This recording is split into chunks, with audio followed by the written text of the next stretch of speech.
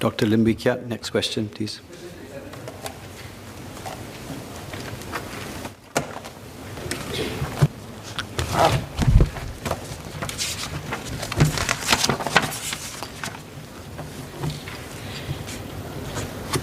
Sir, may I have your permission to take questions 37 to 40 together?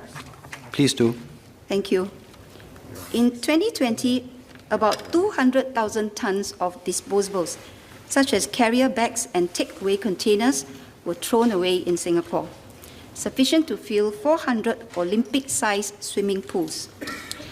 Excessive consumption of disposables is unsustainable and can be avoided if all stakeholders work together to change mindsets, habits, and behaviors.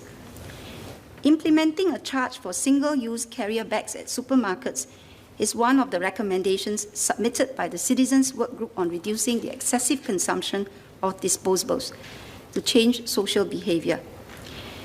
Many jurisdictions overseas have already implemented disposable carrier bag charges with positive results. For example, bag charges in jurisdictions such as Hong Kong, Ireland, and the United Kingdom, as well as Taiwan and the Netherlands, have reduced consumption of disposable bags by about 60 to 90%. A disposable carrier bag charge is not new to Singapore. As part of the Plastic Action Business Initiative started by the Worldwide Fund for Nature, or WWF Singapore, retailers such as Uniqlo, Watsons, H&M, and The Body Shop have committed to a bag charge and collectively achieved over 60% reduction in single-use bags. NTUC FairPrice has also piloted bag charges and received positive response. Last year, their year-long No Plastic Bag initiative at 25 supermarkets and convenience stores resulted in more than 15 million plastic bags saved.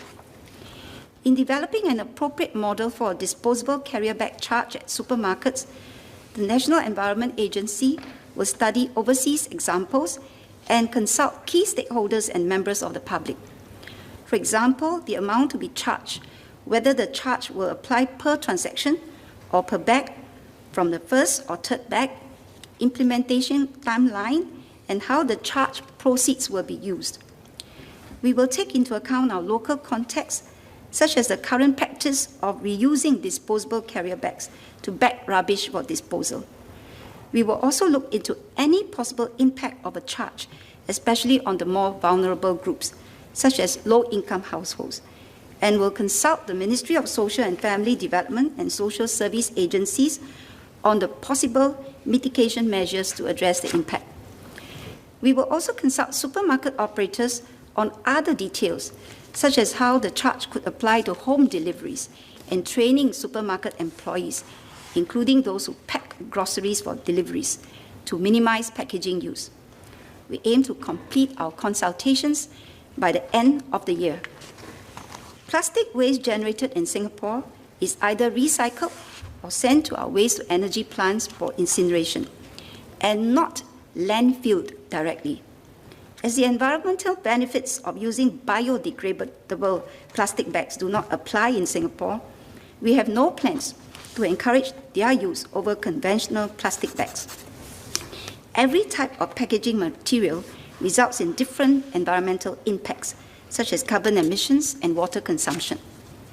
Rather than substituting plastic disposables with disposables made of other materials, such as biodegradable plastics, the more sustainable approach is to reduce the excessive use of disposables altogether. The disposable carrier bag charge is intended to discourage the excessive use of disposable bags and to promote the use of reusables. However, this measure alone is not a silver bullet. We must address this issue on multiple fronts, from enhancing public education and awareness to behavioral nudges, to working with producers and retailers to use less packaging upstream. All of us must play our part to catalyze a mindset and behavioral shift towards a greener and zero-waste Singapore. Mr. Louis Ng.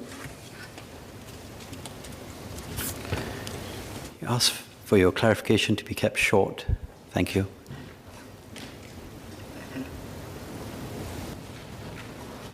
Thank you, sir. I thank SMS for the good news. Could I just ask whether we're limiting the current disposable bag charge only to supermarkets, or can we also explore other retail outlets, including the e-commerce platforms as well? Thank you.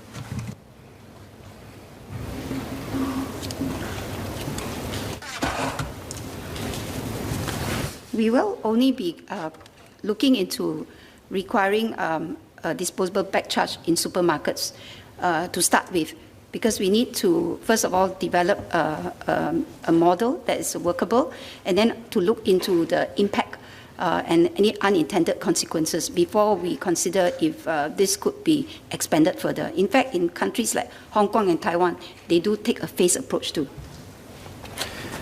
Dr. Lim Wee Kiat.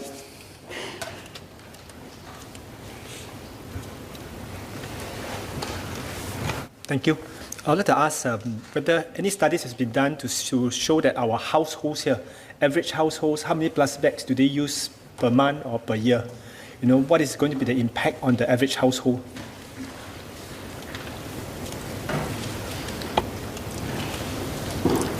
There was an SEC study in 2018 that is regarding the number of plastic bags that's taken out from the supermarkets. And most people frequent supermarkets, so I think in 2018 was about 820 million, which is about 146 bags per person per year. Ms. Honey So.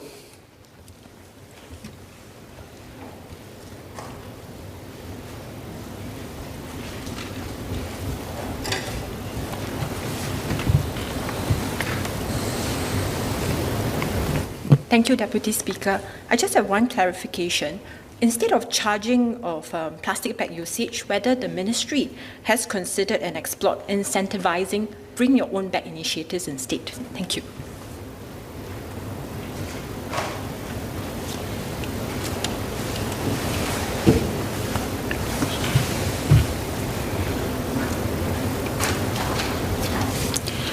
Thank the member for her supplementary question. As I have noted, charging for disposable carrier bags in supermarkets is not a silver bullet. It is, we need to do this on multiple fronts, and indeed, actually, NEA has supported, say, Zero Waste SG, for instance, in their initiative to reach out to F&B and other retailers to incentivize people to bring their own containers, reusable containers and bags. And this is one way to also shift mindset and behavioral change.